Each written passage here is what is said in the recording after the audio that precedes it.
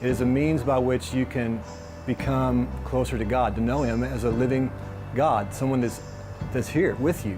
This is not your typical Bible study. This is something that will challenge you spiritually, mentally even, and it's something that's going to have a lasting impact on your life. Once you start understanding that and you start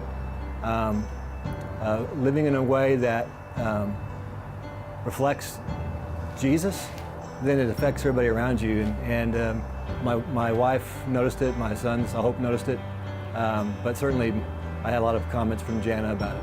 When he got done with everything, I was kind of jealous. I was like, I want to go through the journey. I just personally wanted to experience as a couple, because if we both had that knowledge, that would only strengthen our marriage more. It's not just a couple study for us. It's not a Bible study for couples, or it's all about learning how to abide in Christ, and then the relationship benefits from that. Have you looked at your spouse from God's perspective? And have you been able to see that person through God's eyes? And it gives you a whole different perspective on that person. Well, both my sons have been through the journey. You always worry about, as a parent, the decisions they're going to make. And so when they have a relationship with God, you don't have to worry about the decisions they make, because they make great decisions because they know Jesus. It's important for high schoolers going into college to learn how to hone their faith and know what it is to abide and find that intimacy with Christ. I, for one, didn't have any clue how to do that.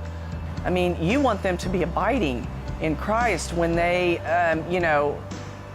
stay out too late, or they don't pass a test, or they don't do as well as they want to. Trying to, navigate that busy life.